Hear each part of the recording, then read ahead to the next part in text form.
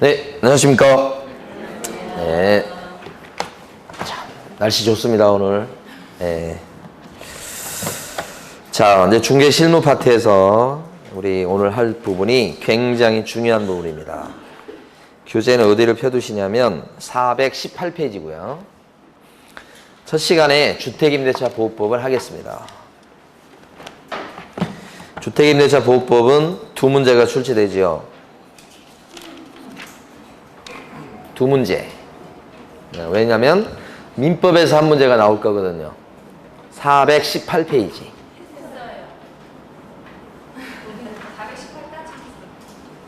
418페이지 11번까지 했어요?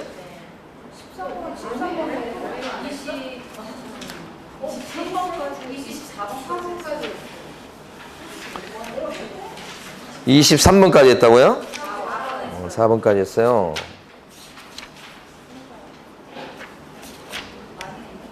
많이 했네요. 저는 주택임대차 보호법부터 할 차례인 줄 알았더니 네. 자, 그러면 21번 가시겠습니다. 426페이지네요. 21번 문제.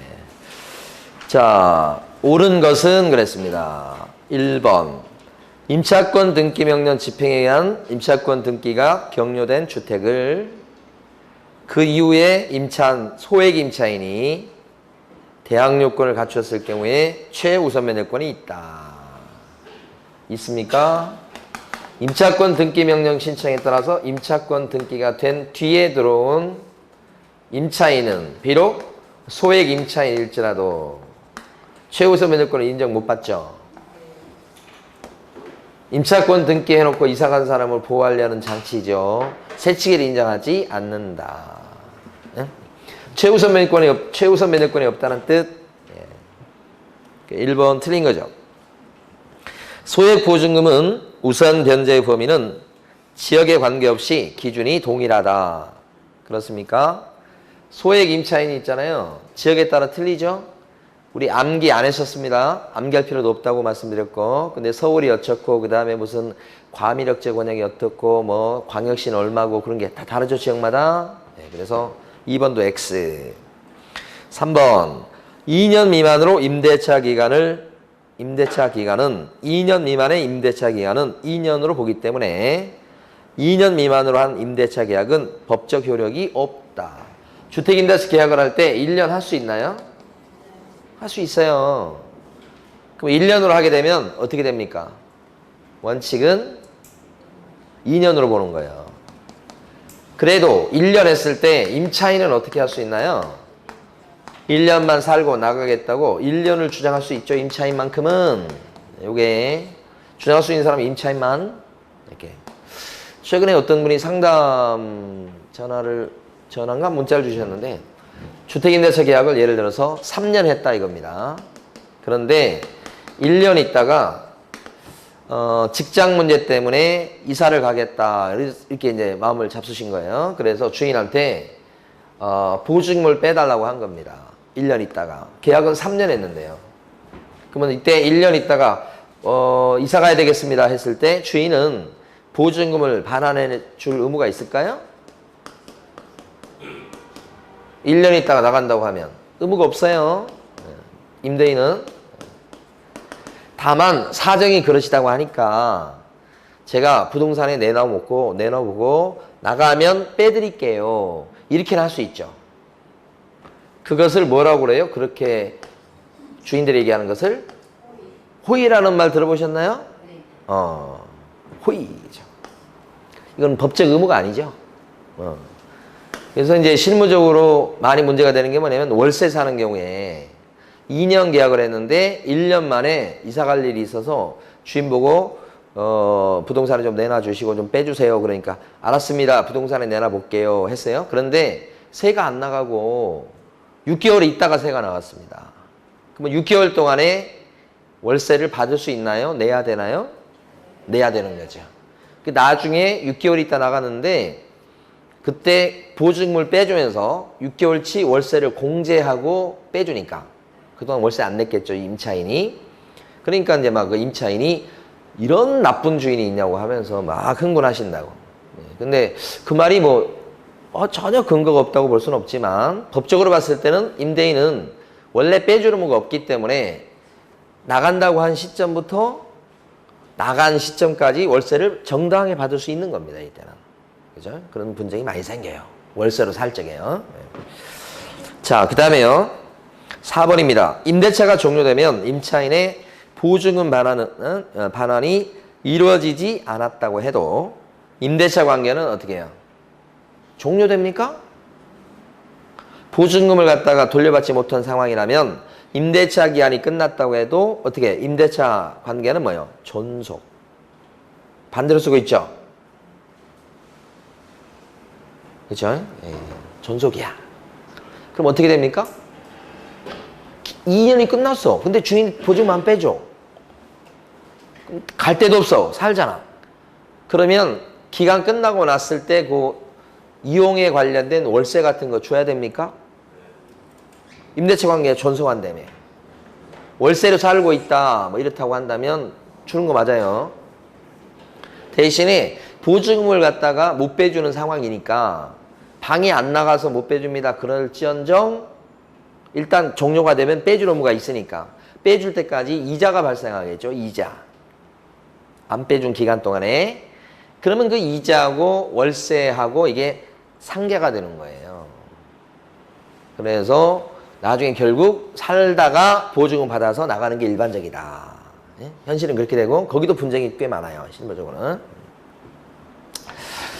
자, 그 다음에 5번. 일시 사용으로 의한 임대차가 명백했을 때는 주택임대차보호법은 적용받지 않는다. 맞죠? 정답이 10죠, 5번? 네. 또 넘어갑니다. 23번 가시겠습니다. 옳은 것은 몇 개인가? 응? 했어요? 그럼 도대체 안 한 게 뭐예요? 24번까지 했어요? 그러면 방금 전에 했던 21번 안 한 거고. 그럼 25번부터 할 차례네요? 전직 말씀하시지. 자, 그러면 이번에 이제 상가건물 임대차 보호법을 이번 시간에 하는 거네요. 옳은 것은 했습니다. 1번, 25번입니다. 임대차는 등기가 없는 경우에도 을이 건물의 인도와 사업자 등록을 신청한 때는 그 다음 날부터 제3자에 대해서 대항력이 생긴다. 그렇습니다. 임대차, 상가입니다. 등기가 없어요. 근데 상가 점포를 인도받아서 차지하고 그 다음에 사업자 등록 신청하면 그 다음 날부터 대항력이 생긴다. 맞는 얘기죠. 2번. 을은 소액 임차인으로서 대항력만 갖추면 어떠한 경우에도 소액 보증금 전부를 최우선적으로 변제받을 수 있다. 어때요? 소액 상가 임차인은 어떠한 경우에도 소액 보증금 전부를 최우선 변제받을 수 있다. 전부 아닌데 보증금 전부가 아니고 보증금 중 일정액. 그죠? 보증 중에서 법이 정한 일정 금액. 그래서 그걸 최우선 면제 받게 되고 어떠한 경우에도 이렇게 했잖아요. 이것도 옳지 않은 게 대항 요건을 갖췄단 말입니다. 인도 플러스 사업자 등록이라는 대항 요건. 그리고 이분이 소액에 들어가면 최우선 면제권을 인정받는데 그러려면 이 인도 플러스 사업자 등록이라는 대항 요건을 늦어도 경매 등기 전까지는 갖춰야 되겠다. 경매 등기 전까지는 대항 요건을 갖췄을 때 최우선 면제권을 인정받게 되는 것이죠. 그러니까 대항 요건을 갖췄다고 해서 무조건 어떠한 경우에도 다 최우선 면제권을 주장할 수 있는 건 아니고 경매에 넘어가기 전까지 이걸 갖췄어야지 최우선 면제권을 보장받는다 이런 뜻이고 그리고 보장받는 것은 이 소액 보증금 전부를 보장받는 게 아니고 그 중에 뭐예요? 일정액을 보장받는다 이런 거니까 두 군데가 틀렸다고 보셔야 됩니다. 어떠한 경우라도 이것도 틀렸고 보증금을 이것도 전부를 보장받는다가 틀렸죠? 일정액 두 가지가 틀렸습니다. 3번 을이 소액 임차인일 때 건물가액의 3분의 1 범위 안에서 보증금 중 일정액을 다른 담보물권자보다 우선해 가지고 변제받을 권리가 있다. 그랬습니까? 3분의 1 범위 안에서가 아니고 2분의 1 주택도 2분의 1 상가도 2분의 1 소액 임차인의 몫이요. 4번 갑과 을이 상가 건물의 임대차 계약 기간을 1년 미만으로 정한 경우에는 갑과 을 모두 그 기간에 유효함을 주장할 수 있다.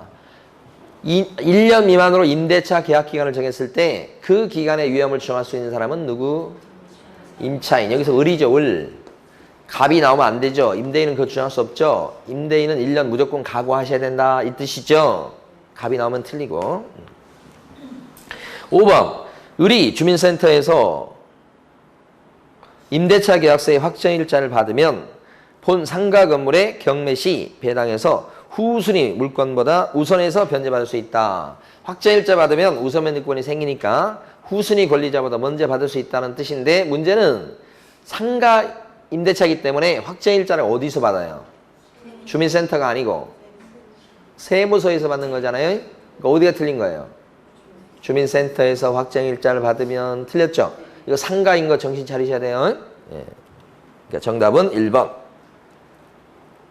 26번입니다. 틀린 것은 1번. 임차인이 대항력을 계속 유지하려면 임차 상가 건물을 점유하고 사업자 등록도 계속 유지하셔야 되겠다.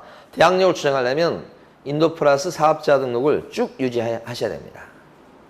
중간에 폐업을 하거나 점포를 비우거나 그래버리면 대항력을 상실하게 됩니다. 2번. 대항력을 갖춘 임차인이 관할 구청장에게 확정일자를 받은 경우에 임차 상가 건물이 경매되면 그 순위에 따라서 보증금은 우선적으로 변제받을 수 있다라고 했습니다. 어때요? 아까하고 비슷한 거 확정일자 받으면 후순위보다 먼저 변제받을 수 있다는 건 맞는 건데 어디서 확정일자 받으셔야 돼? 관할 세무서장, 구청장 아니죠? 그것 때문에 틀렸고. 3번 임대차 기간이 끝났음에도 임대인이 보증금을 돌려주지 않으면 임차인이 법원에 임차권 등기 명령을 단독으로 신청할 수 있다. 그렇죠? 상가건물 임대차 보호법에도 임차권 등기 명령 신청하는 제도가 있죠. 그래서 맞습니다. 4번 상가 임대차에서 임차 기간이 만료되었음에도 보증금을 반환받지 못하는 임차인은 해당 건물을 계속 사용할 수 있으나 차임은 어떻게 해요? 지불해야 된다. 아까 주택하고도 똑같은 원리요. 5번 상가 임차인이 3기에 달하도록 차임을 연체한 사실이 있을 때 임대인은 임차인의 갱신 요구를 어떻게 해버릴 수 있죠? 거절해버릴 수 있다. 거절 사유 중에 3기 연체 그런 거 있었죠. 자, 이번엔 27번 가시겠습니다. 틀린 것은 1번. 자, 사업자 등록이 가능한 영업용 건물의 임대차라고 하더라도 보증금이 일정 금액 이하여야 적용되는 것이 원칙이다. 상가건물 임대차 보호법은 적용 보증금이라고 그래가지고 보증금이 일정 규모 이하일 때 적용되는 게 원칙이죠. 그걸 갖다가 적용 보증금, 우리끼리 할 때는 이하 보증금. 그래서 서울 지역은 얼마여야 됩니까? 그래야 적용되는 겁니까? 원칙적으로? 서울 9억이야. 과밀역제 권역과 부산은요? 6억 9천이야. 그죠? 광역시나 세종시 이런 데는요? 5억 4천 이렇게 되고. 기타 지역은 3억 7천. 이건 암기를 해두셔야 됩니다. 예? 그래서 969, 969, 69, 54 이건 알아서 하시기 바랍니다. 여러분 체온 온도 같기도 하고 아이가 37도 정도 된 것 같기도 하고. 예. 지난주에 있잖아요. 제가 여기서 오해 있는데 조사가 나온 거예요. 여기. 아니 그 공무원이 2명이 나왔더라고. 그 제대로 이걸 하고 있는지. 근데 제가 여기 와가지고 여기 QR코드로 찍어야 되는데 저는 안 찍었어요. 발열 검사도 안 하고. 저기 없잖아요. 저기 명부에. 그래가지고 안에 딱 있는데 밖에서 공무원 소리가 들리는 거예요. 뭐라고 그래가지고 제가 깜짝 놀래가지고. 잘못되면 과태료에다가 막 이거 폐쇄 뭐 이런 거 되잖아요. 그러니까 갑자기 제가 생각나가지고 마스크를 딱 끼고 화장실을 가는 척 하면서 도망가 버렸어요. 그래가지고 한참 있다 갔다 보니까 가고 없더라고요. 그리고 나서 오늘 와가지고는 QR코드도 찍고 이제 혹시 모르니까 근데 우리 이제 큰 놈 중학교 가는데 중학교에서 그놈이 막 이제 얘기하는데 학교에서 그렇게 잘 안 지킨대요. 안 지키는 것 중에 하나가 뭐냐면 에어컨을 틀게 되면 창문을 다 이렇게 닫는데요. 학교에서. 근데 원래는 이게 공기로 전염될 수 있기 때문에 막힌 공간에서는 환기를 시켜야 된다고. 그래서 보통 에어컨을 틀더라도 그냥 창문은 몇 군데 이렇게 열어서 환기가 되도록 하는 게 더 낫다. 이렇게 얘기하거든요. 근데 학교에서는 그거 안 지킨다는 거예요. 그 다음에 무슨 거리두기 있잖아요. 거리두기. 전혀 안 지킨, 애들이 뭐 그런 게 어디가 있겠어요, 지금? 막 논이라고 정신없지. 거리두기는요, 팍, 뭐야 하면서 다 붙어 살지. 근데 그것도 잘 안 지켜지는 거고. 안 지켜지는 게 꽤 있다고 그러더라고. 예. 그래서 하여간 좀 신경 써야 돼. 근데 워낙 아직은 우리가 가만히 보니까 그 환자, 그러니까 뭐죠, 그걸 갖고, 그러니까 뭐지, 그 코로나 그런 그 바이러스를 갖고 있는 사람이 전체 인구 중에 이렇게 많지는 않은 것 같아. 그래서 이게 그렇지, 조금 이게 조금 확산되고 그러면 그냥 정말 기하급수적으로 늘어갈 텐데, 근본적으로 이제 환자가 많지 않은 것 같아요. 그래서 이제 지금 좋게 넘어가고 있는데, 하여간 잘 넘어갔으면 좋겠습니다. 백신 나오고, 치료제 나올 때까지. 하여간 37도 정도 되시죠, 여러분? 37도입니다. 여러분, 온도는 몸의 온도 몇 도예요? 36도. 오, 그럼 안 돼. 37도에 무조건. 6954. 응? 969, 969, 6954. 나는 37도입니다. 이렇게. 금방 생각해낸 겁니다. 그냥. 37도. 자, 이거 뭐야? 그 다음에 몇 번입니까? 2번이죠. 임대차 기간 중에 사정 변화로 인해서 보증금 등을 증액하는 경우에 종전 보증금 차임의 100분의 5를 초과할 수 없다. 그러니까 중간에 임대차 그 보증금이나 월세 올릴 수 있죠? 올릴 때는 5%를 넘지 못한다. 이건 주택도 그렇죠. 근데 차이점이 뭐냐면 주택 같은 경우는 임대차 계약 기간 동안만 5%로 제한을 받아요. 기간 동안만. 상가는 갱신 요구를 통해서 보장받는 10년 동안 5%예요. 차이죠?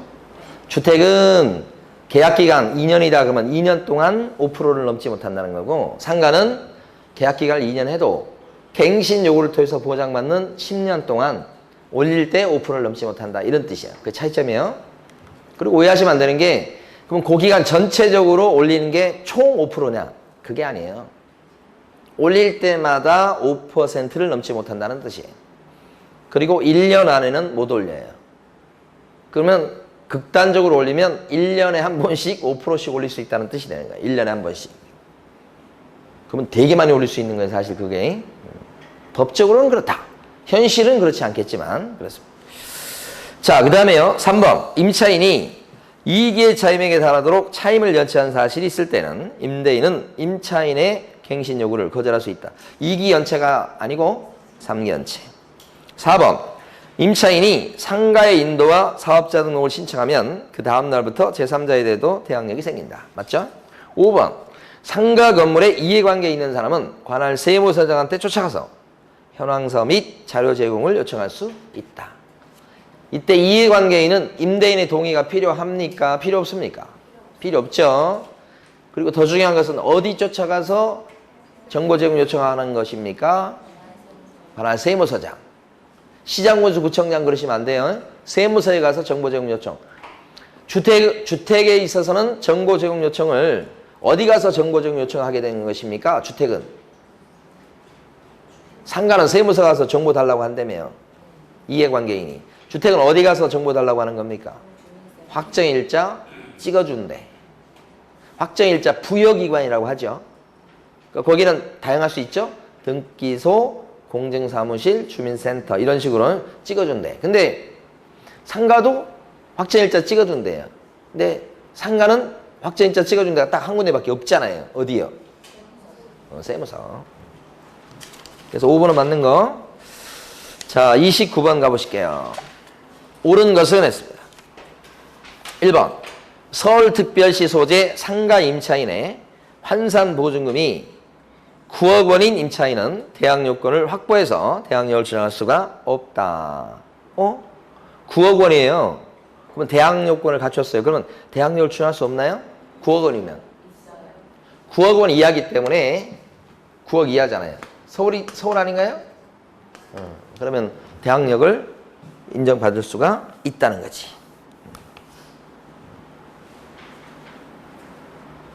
그쵸? 그쵸? 9억 원은 근데 밑에 해설을 보면 이 출제하신 분이 조금 착각을 하신 것 같아. 밑에 해설 1번 한번 읽어보세요. 해설 1번 보면 초과하는 경우에 어쩌고저쩌고 나오죠? 그걸 갖다 초보 우리끼리는 초보라고 했어요. 초과보증금. 초과보증금의 경우에 인정받는 거 5가지를 암기했었죠?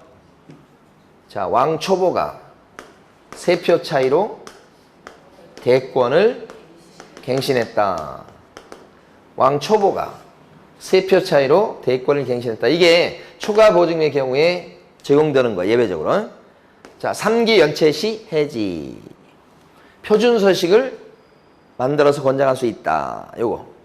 대항력, 요거잖아, 지금. 그 다음에 권리금 보장 규정. 이건 뭐예요? 갱신요건. 그럼 초과예요? 그럼 딱 9억이에요? 그러면 이건 초과예요, 아니에요? 아니에요. 그러니까 9억 이하에 들어가는 거예요.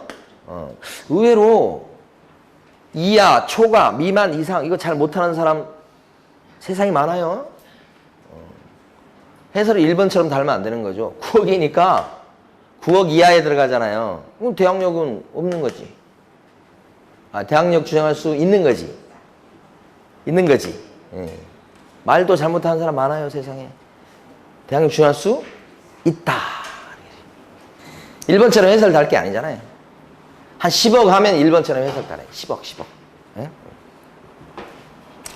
그 다음에 2번. 상가금을 임대차 보호법상의 권리금 계약이란 임차인과 전차인이 권리금을 지급하기로 하는 계약이다. 응? 전차인 안 나와. 임차인과 전차인이 권리금을 지급하기로 하는 계약이다. 권리금 계약은 누구랑 권리금을 지급하기로 하는 계약이에요? 기존 임차인과 신규 임차인이지, 신규 임차인. 전차인이 아니고 신규 임차인이 권리금을 지급하기로 하는 계약이다. 이렇게. 전차인 나오면 안 되겠죠. 3번. 임대인은 임대차 기간이 끝나기 6개월 전부터 1개월 전까지 임차인이 주선한 신규 임차인이 되려는 자에게 권리금을 요구하거나 임차인이 주선한 신규 임차인이 되려는 자로부터 권리금을 수수하는 행위 등 권리금 계약에 따라 임차인이 주선한 신규 임차인이 되려는 자로부터 권리금 지급받는 것을 방해해서는 안 된다. 그죠? 이렇게 권리금을 받아먹을 수 있도록 해야 된다는 거고, 그때는 신규 임차인을 언제까지 임차인이 데려갔어야 됩니까? 임대차 기간이 끝나기 6개월 전부터. 언제까지죠? 1개월 전 아니라고요. 이건 출제가 될 확률이 굉장히 높은데 종료시까지. 틀렸죠, 그래서? 1개월 전까지가 틀렸다고요. 6개월 전부터 1개월 전까지 여기 나오는 건 어떤 거예요? 갱신요구. 임차인의 갱신요구는 임대차 기간이 끝나기 6개월 전부터 1개월 전까지 갱신요구. 근데 권리금 보장 받기 위해서 신규 임차인을 데려가야 되는 시기는 6개월 전부터 언제까지요? 종료시까지. 그죠? 네. 자, 그 다음에요. 4번. 임대차 목적물인 상가건물이 유통산업발전법 제2조에 따른 대규모 점포 또는 준대규모 점포의 일부인 경우에도 상가건물 임대차 보호법상의 권리금 적용 규정에 포함된다. 라고 했는데 적용되지 않죠. 권리금 보장 규정이 적용되지 않는 경우 어떤 경우가 있어요? 대규모 점포. 그 다음에 또요? 대규모 점포. 조문대로 나올 거니까. 그 다음에 국유재산. 또 적용되지 않는 거요? 공유재산. 서울시 재산 이런 거요. 이건 권리금 보장 규정은 적용되지 않는다. 이런 뜻이죠. 자, 그런데 초과보증금 어때요? 초과보증금. 초보한테는 권리금 보장 규정이 적용됩니까? 적용됩니다. 초보 권리금 보장 규정 적용된다고요. 자, 그 다음에 전통시장 권리금 보장 규정 적용됩니까? 돼요. 전통시장 보호가 되고 보호가 안 되고 권리금 보장 규정. 자, 그래서 4번도 틀렸고 5번 임차인의 차임 연착이 3개 차임액에 달한 때는 해지할 수 있다. 요게 정답이죠? 자, 넘어갑니다. 또 30번 틀린 것은 했습니다. 1번 임차인의 대항력은 건물의 인도와 부가가치세법, 소득세법 또는 법인세법에 따라 사업자 등록을 신청을 하면 그 다음 날부터 생긴다. 그쵸? 자, 2번 임대인이 차임의 증액 청구권을 행사할 때 청구 당시 차임의 100분의 12 금액을 100분의 12의 금액을 증액 청구하는 것은 허용된다. 100분의 5죠. 5%. 5% 넘지 못하죠. 12%를 증액할 수 있다? 못해요. 3번 임대차가 종료한 경우에도 임차인이 보증금을 돌려받을 때까지는 임대차 관계는 어떻게 하는 걸로 봐요? 존소. 4번 임차인이 임대인의 동의 없이 목적 건물의 일부를 전대했을 때 무단 전대. 그러면 이럴 때는 임대인은 임차인의 갱신 요구를 거절할 수 있다. 맞습니까? 무단 전대니까 거절 사유가 되는 거죠. 5번 상가 건물 임대차 보호법은 일시 사용을 위한 임대차가 명백했을 때는 적용되지 않는다. 그랬죠? 일시 사용을 위한 임대차가 명백했을 때는 적용되지 않는다. 이렇게지. 그래서 5번도 맞고 틀린 건 2번이죠? 네. 31번 가시겠습니다. 아이고 박스 문제에다가요. 보니까 개혁공인회사 갑이 상가 건물 임대차 보호 법령에 적용을 받는 을 소유의 건물 임대차 계약을 중개하면서 임대인 을과 임차인 병에게 설명한 내용으로 틀린 것은 모두 몇 개인가 했습니다. 31번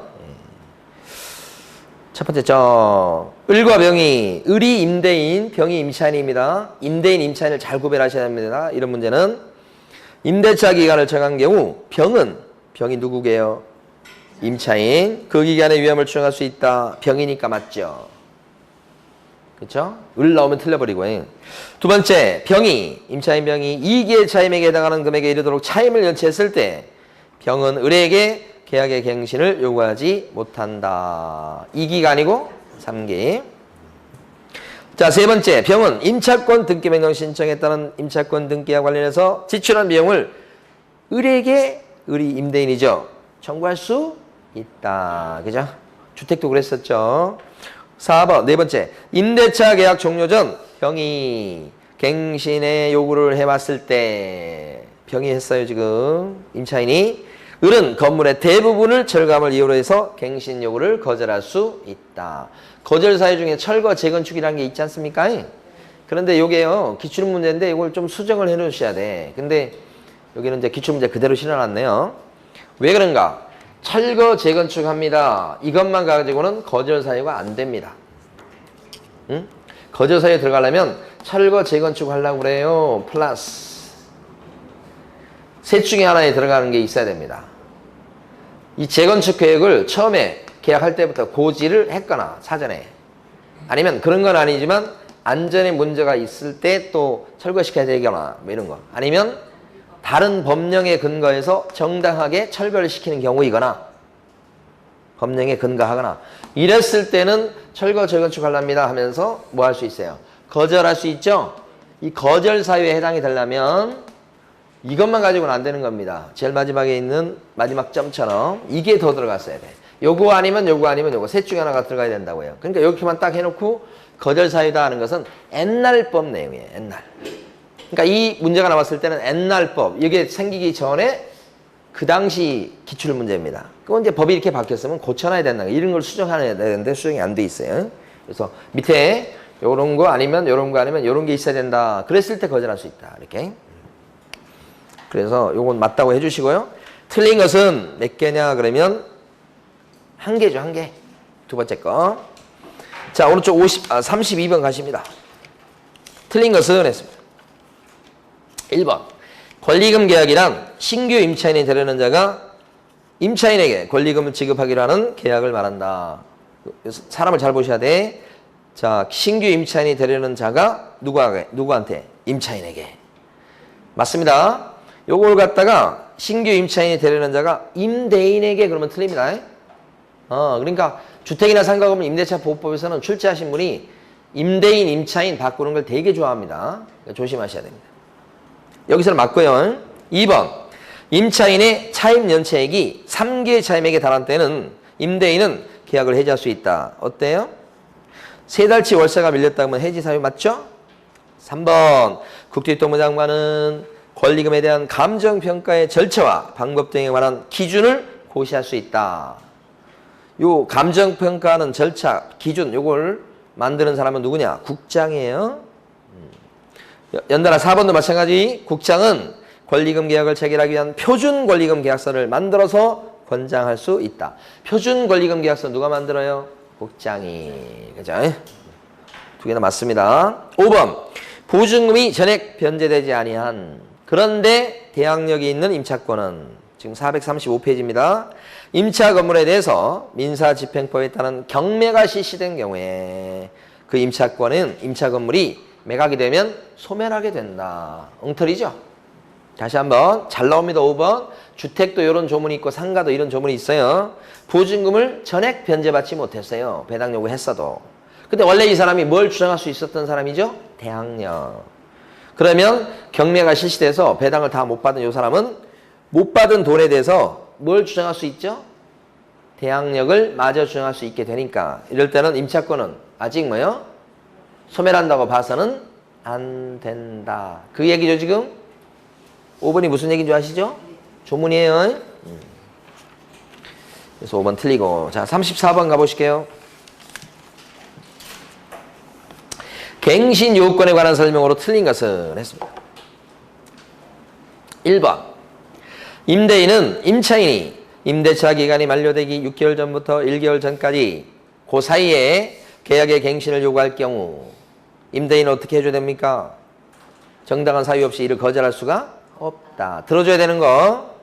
자, 2번. 갱신 요건은 최초의 임대차 기간을 제외한 전체 임대차 기간의 기간이 5년을 초과하지 않는 범위에서만 행사할 수 있다. 어때요? 5년이 아니고 10년. 한 군데 더 틀렸는데요. 제외가 아니죠. 최초의 임대차 기간을 포함해서 전체 임대차 기간이 10년을 초과하지 못한다. 포함이라고 하셔야 됩니다. 두 군데가 틀린 겁니다. 뒤에를 10년으로 냈으면 어쩔 뻔했어요. 맞았다고 그럴 거 아니에요 지금. 자, 3번. 갱신되는 임대차는 전 임대차와 동일한 조건으로 다시 계약한 것으로 보며 이 경우 차임과 보증금은 증액할 수가 있다. 그렇죠? 갱신이 되면 동일한 조건으로 다시 한 걸로 봐요. 그렇죠? 다만 기간은 어떻게 됩니까? 1년. 1년. 기간은 묵시적 갱신이 되면 상가는 1년. 주택은 묵시적 갱신이 되면 몇 년? 2년 이렇게 되죠. 그거 빼고 나머지는 다 전 임대차 조건하고 같은 걸로 보는데 대신 차임이나 보증금은 올릴 수 있는 거죠. 감액할 수도 있나요? 감액할 수 있다. 감액할 때는 5%를 넘게 감액할 수도 있나요? 네, 그렇게 하셔야 돼요. 감액은 제한이 없어요. 올릴 때 많이 못 올리게 하는 거죠. 그죠? 주택상가 동일합니다. 자, 4번. 3개 차임액에 달하도록 차임을 연체한 사실이 있는 임차인에 대해서 임대인은 갱신 요구를 거절할 수가 있다. 어때요? 갱신 요구를 거절할 수가 있다. 맞죠? 거절 사유 중에 3기 연체인 5번. 임대인의 동의를 받고 전대차 계약을 체결한 전차인은 임차인의 갱신 요건 행사 기간에 인해서 임차인을 대위해 갖고 임대인 보고 갱신 요건을 행사할 수 있다. 5번이 참 자주 나왔던 거예요. 전차인은 갱신 요건이 있습니까요? 전차인은 갱신 요건 자체가 없어요. 다만 임차인이 갱신 요건이 있으니까 임차인의 갱신 요건을 대위 행사해서 실질적으로 수혜를 입을 수는 있습니다. 그것도 전제는 임대인의 동의 얻어서 적법하게 전대차가 이루어졌을 때 한해서만 그렇게 되는 겁니다. 그래서 전차인 나오면 두 단어를 꼭 주목하셔야 됩니다. 임대인은 뭐요? 동의. 또 하나는 임차인은 뭐요? 대위죠. 그러니까 만약에 임대인의 동의 없이 전대차가 이루어졌을 때는 안 돼요. 그 다음에 여기서 직접 임차인이 대위하지 않고 직접 행사할 수 있다 그러면 X입니다. 또 직접 행사가 아니고 뭐가 맞는 말이에요? 대위 행사. 지금까지는 거의 맞는 말로 나왔습니다. 틀린 말로 나온 적이 없어요. 솔직히 이거 예상 문제입니다. 이거 직접 행사할 수 있다고 하면 땡입니다. 어쨌든 여기서 틀린 것은 2번이요. 37번 가보실게요. 옳은 것은 했습니다. 1번 상가건물 임대차 보호법상의 소액 임차인의 최우선 면제권은 상가건물가에게 2분의 1 범위에서 주장할 수 있다. 2분의 1 소액 맞죠? 자 2번 상가건물 임대차 보호법은 모든 영업용 건물에 적용되는 것이 아니라 일정액의 보증금액 이하의 상가 임대차에 적용된다. 응? 모든 영업용 건물에 적용되는 것이 아니고 일정 보증금 이하의 상가 임대차 계획에 적용된다. 이게 뭐예요? 적용 보증금. 우리가 얘기했던 이하 보증금. 그죠? 969, 969, 6954 그거 나온 거 있잖아요. 37도까지. 자, 그런데 서울에서 보증금 2억의 월세가 200만 원이에요. 그러면 환산하면 얼마입니까요? 4억이죠. 그러면 상가건물 임대차 보호법은 적용? 된다. 원칙적으로. 근데 이게 안 된다고 했으니까 거짓말. 3번 상가건물 임대차 보호법상의 대항요건을 갖추고 주민센터나 등기소에서 확정일자를 받으면 건물이 경매 등의 경우에 그날부터 후순위 물권의 우선에서 매각대금에서 배당을 받을 수 있다. 그랬습니다. 어때요? 어디 가서 확정일자를 받으셔야 돼? 그래야 우선 면제권이 생기는 거예요. 관할 세무서 가서 받으셔야지 주민센터, 등기소 이런 건 아니겠죠? 4번 임차인이 이익의 차임에게 지겹네요. 차임을 연체한 사실이 있을 때 거절할 수가 있다. 이익이 아니고 삼지죠? 예. 5번 임차인이 건물의 인도와 부가가치세법 등의 규정에 의해서 관할 세무서장에게 사업자 등록을 신청한 때는 그날부터 제3자에게 대항할 수 있다. 그날이 아니고 다음 날부터 이렇게 되죠. 우리 지금 요 그 문제 저번에도 말씀드렸죠. 문제집 양이 엄청 많은 겁니다. 예. 그래서 수업 시간에 풀어본 것만 풀고 나머지는 안 푸는 게 좋습니다. 예. 그리고 풀어본 것만 해도 충분합니다. 제가 이제 다른 데도 다른 출판사에 나온 문제집 갖고 해보는데 그것도 유명한 출판사입니다. 예. 근데 제가 지금 문제집만 3권 강의하는 데가 3군데야. 달라 문제집이. 근데 그래도 이거 낫습니다. 이게 문제집이. 양이 많아서 그렇지. 한 군데 출판사는 도대체 이게 선생님이 문제 낼 능력이 있는가 없는가 의심스러울 정도예요. 그래가지고 그거 해명하다가 시간 다 가요. 문제집이 워낙 그래가지고. 그것도 아마 지금 굉장히 많이 팔리고 있는 문제집이에요. 그것도. 근데 그렇더라고. 근데 거기에 비해서 이건 훌륭해요. 이 문제집은. 물론 제가 훌륭한 문제만 골라서 풀고 있어서 그런가 모르겠지만 그러니까 이렇게 제가 고른 문제는 거의 기출문제 위주로 고르고 있어요. 그것만 해도 충분해요. 자, 이제 경매로 넘어갑니다. 이제 여러분이 경기를 일으키는 경매가 나왔습니다. 자, 39번 문제입니다. 틀린 것은 했습니다.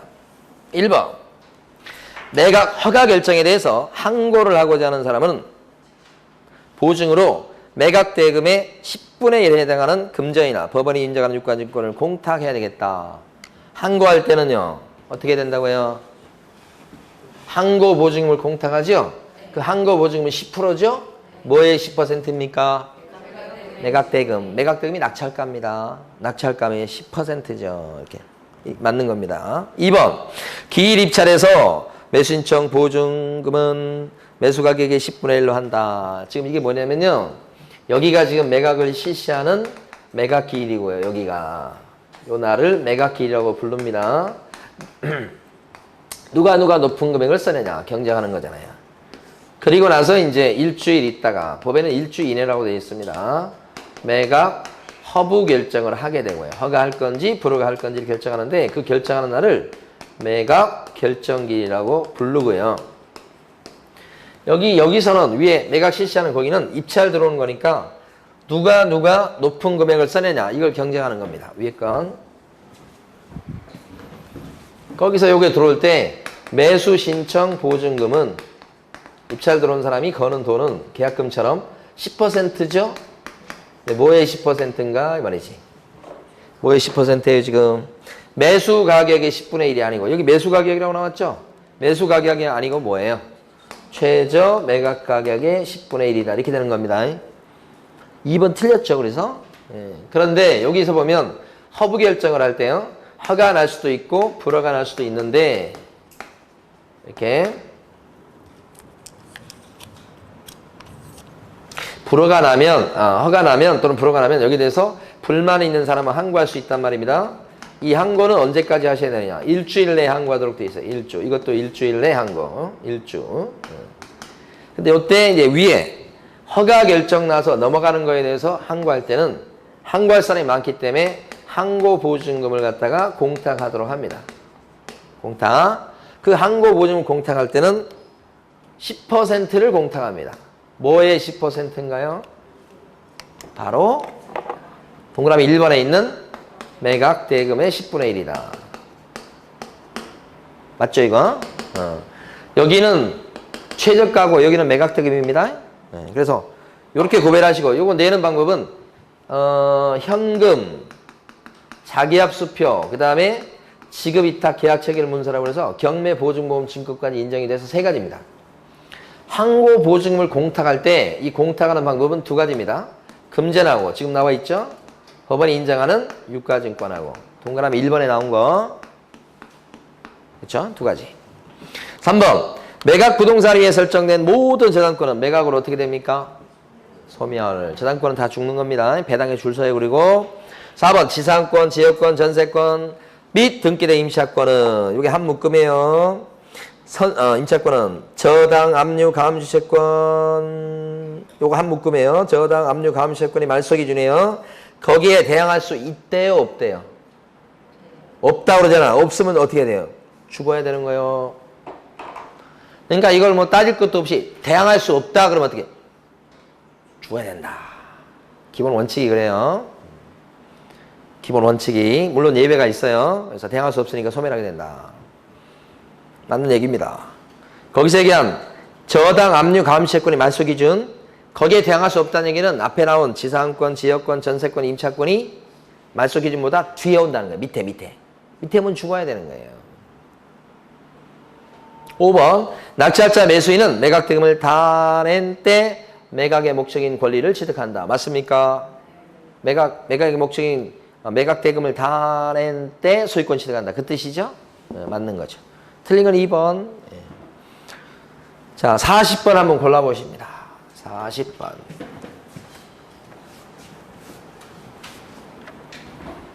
자, 처음에 경매 절차 1단계 어떻게 시작되냐면, 경매 등기. 경매 신청에 따른 경매 등기. 여기서부터 경매 신청이죠. 그럼 법원이 등기소에 촉탁해서 등기를 하게 됩니다. 이게 첫 번째. 그 다음 절차가 뭐냐면, 2번째 절차가 배당 요구의 종기를 결정해서 공고를 띄우고요. 그리고 3번째가 뭐냐면 매각 준비. 그리고 나서 이제 4번째가 뭐냐면 언제 매각할 테니까 들어오시오라고 매각 공고. 그리고 나서 이제 2주 뒤에 매각 실시. 매각일에. 그리고 나서 1주 뒤에 매각 허브 결정. 허가 나면 그 다음에 어떻게 하냐면 돈 내야 되겠죠. 그래서 7번이 대금 납부. 대금 납부. 돈 들어오면 이제 어떻게 해요? 나눠 가져가는 거죠. 요게 배당 이렇게. 자, 그 다음에 이제 9번이 뭐냐면 등기부 정리해야 되죠. 이전 등기. 촉탁에 의한 이전 등기. 이렇게 되죠. 등기. 마지막이 또 뭔가. 마지막이 점유 이전을 받는 걸 뭐라 그래요? 인도. 10단계죠, 이렇게. 기출문제입니다. 요 40번이. 그러니까 첫 번째 가로 안에 뭐가 가야 됩니까? 첫 번째 가로. 경매 신청에 따른 경매 개시결정, 경매 등기. 요거 다음에 배당 요구의 종기를 잡아서 공부하는 거잖아요. 거기 있습니까? 배당 요구 종기 어쩌고저쩌고가? 그게 두 번째 들어가야 됩니다. 디귿번이죠. 그 다음에 어떻게 됩니까? 매각 준비죠. 팔 준비합니다. 매각 준비. 매각 준비 있습니까? 리을번이죠. 그 다음에 또요. 공고. 그 다음에는 공고라고 나와요. 깁니다. 거기 보면 매각 및 매각 결정기일의 지정, 공고, 통지. 다시 한번. 매각 및 매각 결정기일의 지정, 공고, 통지. 제일 중요한 단어가 저는 공고라고 생각하기 때문에 공고만 이렇게 쓴 겁니다. 매각기일과 매각 결정기일을 정하고 공고하고 통지해 주는 거예요. 제일 중요한 건 공고. 그 다음에는 어떻게 되냐? 매각 실시죠. 매각 실시가 미음번. 그리고 나서 이제 그 다음에 매각 실시하고 끝인가? 그 다음에 허브 결정, 그죠? 허브 결정 절차 이렇게 나오죠 지금? 예. 예. 그래서 이걸 이제 암기한다기보다는 봤을 때 이제 저 앞쪽 부분 뒤에는 쉬워요. 여기서 매각해서 허가 결정 나고 돈 내고 돈 나눠가지고 등기 정리하고 뭐 이렇게 공고부터 여기까지 쉬운데 앞쪽에서 이제 보면 얘하고 이런 것들이 조금 순서가 좀 어려울 수 있어요. 이런 게. 그죠? 그래서 여기 보면 경매 신청하죠. 그 다음에 배당 요구의 종기를 결정해서 공고하죠. 그 다음에 매각 준비하죠. 그 다음에 공고죠, 공고. 그래서 요 네 글자를 신배준공. 요 뒤에는 틀릴 수가 없어요, 여러분들이 하면. 그래서 앞에 네 가지를 신배준공. 새 배를 준공했다고요. 만들었다고요. 신배준공. 요 네 글자는 좀 기억을 해주시면 좋겠어요. 암기를 할 것도 없지만 이건 새 배를 준공했다. 신배준공. 얘하고 얘가 이런 것들이 혼동돼요. 신배준공입니다. 하여간 뒤에는 뭐 상식적으로 하시고 신배준공. 정답이 몇 번입니까? 2번이죠. 자, 쉬었다가 41번부터 할 텐데요. 칠판을 갖다가 제가 아주 힘들게 적었어요. 그래도 놔두시고.